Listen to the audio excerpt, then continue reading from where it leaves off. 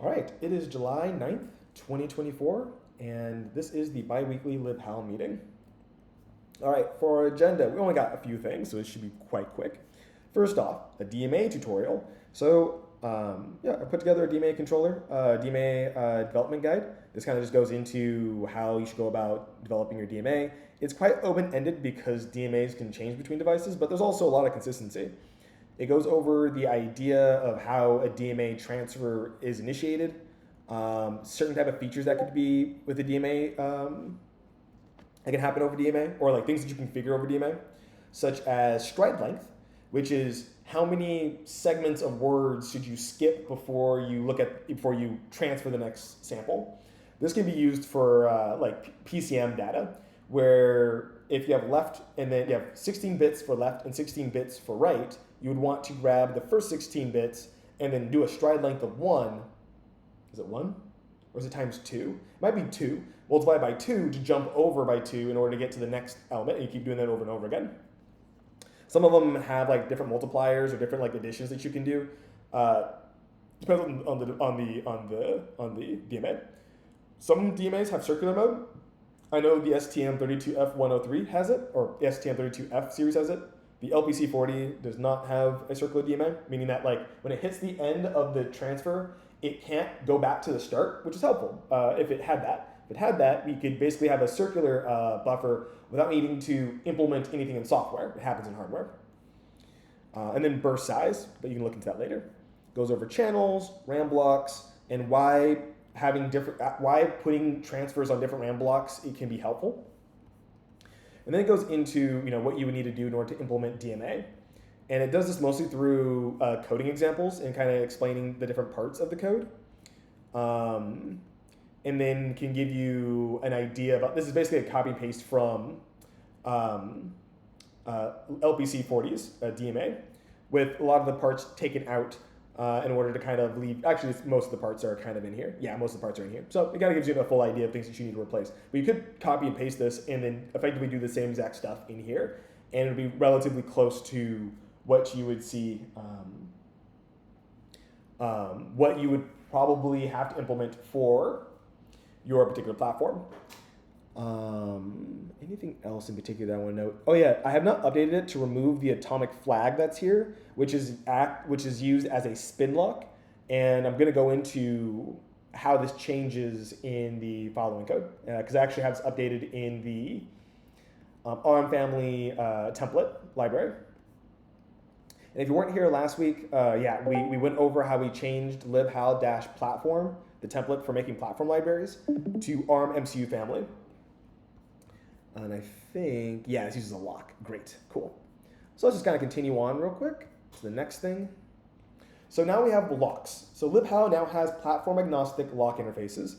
I've been meaning to add these in for a while. I just wasn't sure when the right time would be. I try to wait for when I have a need for something to drive me developing something, because if I don't have a need, sometimes I can't fully, I don't have as much inspiration to work on it, but I also want to see how far I can push the rest of the interfaces without the need of certain other interfaces.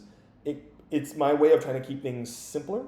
It's also my way of seeing what things actually need these things. I'll go into more of that later, but basically, we have 3 locks. Basic lock, which implements the C++ requirement, basic lockable. Pollable lock, which implements lockable. Timed lock, which equals time lock. I'm going to click on these so you can see what they are. A basic lockable is something that can have the expression of this. So some m, which is your object, dot lock on it.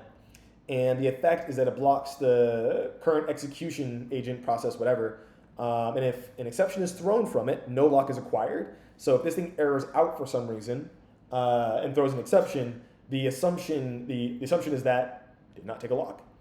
We also have unlock, which basically unlocks it, releases it, and allows the thing to continue executing. And it should throw no exceptions. And the precondition is that the agent, the current execution agent, holds the non-shared lock. Lockable provides a try-lock mechanism. This is useful so that you can attempt to lock something, and if it's not, you can basically pull on it. That's why I called it pullable lock.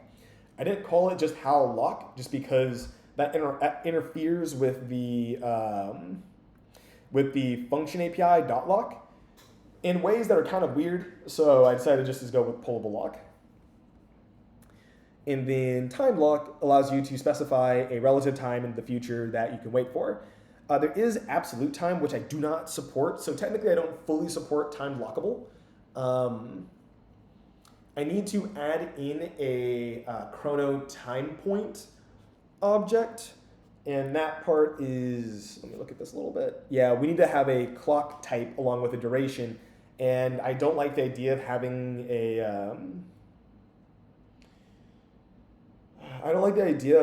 a statically defined clock type, just because I want my clock types to be runtime changeable. There's some other details that go into like why time points are a little complicated, but yeah, that's the idea. So we now have a way to basically lock for a certain amount of time. You can back up all of these different APIs with the appropriate FreeRTOS, ThreadX, whatever operating system you have API calls. Same thing with POSIX. So these APIs look like this. So we have basic lock. Let's see if we can zoom in a little bit more. Basic lock has lock and unlock. I used the _OS versus just driver. Driver I had it there originally and it didn't sound right, so I just went with OS, which is effectively what we care about. Trilock has an OS trilock. And yeah, if you're wondering, will everything that is OS related have OS underscore? And the answer is yes. Unless it can viably be called a driver, like a device driver, I will stick with OS for things that are OS related. And then time lock has a try implements. Actually, I forgot to bring this up. So pullable lock implements basic lock. So you need to support all the locking APIs, all the basic lock APIs, including the try lock. And then for time, you have to include the rest, and then you have to support try-lock 4. And that's pretty much that. So if you have a lock that can do all of these, you should have it inherit time lock so that if someone wants to pass that particular lock to a thing that takes a basic lock or a pullable lock, it can. Yeah. We also have concepts for all of these. So basic lockable, lockable, and time lockable. We have some static asserts to confirm that each one of the interfaces fits those concepts. These can be used in metaprogramming contexts if you want to get the full type of a lock, which would allow you to allow the compiler to do some inlining and potentially improve some performance. So yeah, that's what these things are here for.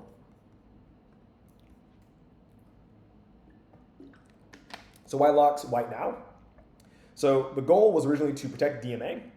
So in the example we had before, over here, nope, here, nope, here, yes. We have this little busy flag here. The busy flag is acquired, and then you initialize DMA, and it'll, if you already initialized it, then it won't reinitialize, and then it'll get down to here, and then it clears it. Why is this? Well, when I was starting to think about how DMA would be used, I thought, okay, well, if you are going to use multiple threads, what type of safety do you have around your mutex? And I thought about what would be required of all of the code if we did not protect DMA. If we do not protect DMA, then all the drivers that use DMA will, to be proper, to make sure that they're thread safe, will need to have a mutex. Now, the problem is that the shared resource of DMA can't be the same shared resource as I2C. So if you had a I2C specific lock that you're going to use I2C across different threads, that lock can't be used to lock down DMA because that resource can be used by SPI or some other driver. And if they try to hit it at the same time, they will have issues. I believe for the most part, the only thing that in here that's actually like really thread critical would be the available channel, which should be an atomic operation to some degree. So it would technically work out, but I think having a proper lock is the best option here. That would mean that if a particular driver took DMA, then you might have to pass in a DMA lock as well to all the things that use DMA, and that seems like a lot of extra locks to manage. I don't like that. So I thought, well, we could just have a single API for setting it's not here actually. That's my bad. Let's go over to libhal LPC40, and then yeah, actually let's go to the CPP file. I think that'll be more interesting to look at.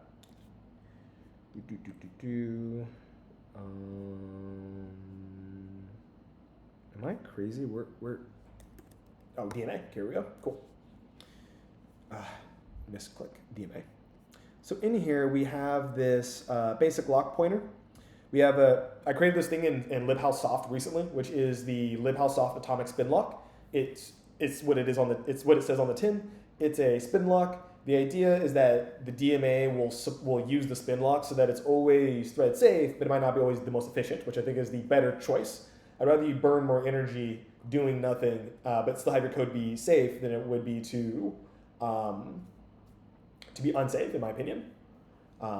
Completely wild, undefined behavior at that point.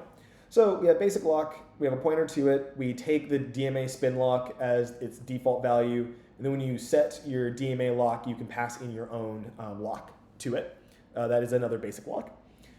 And then in your DMA transfer, you'll take a lock guard, you'll pass in your DMA lock, and this will basically hold the lock up until the end of the scope, and then when the scope ends, its destructor will undo the lock. So you don't have to worry about taking the lock and then remembering to unlock it. No matter what path you take to exit this function, you will always unlock the lock guard. That's just a C++ standard thing.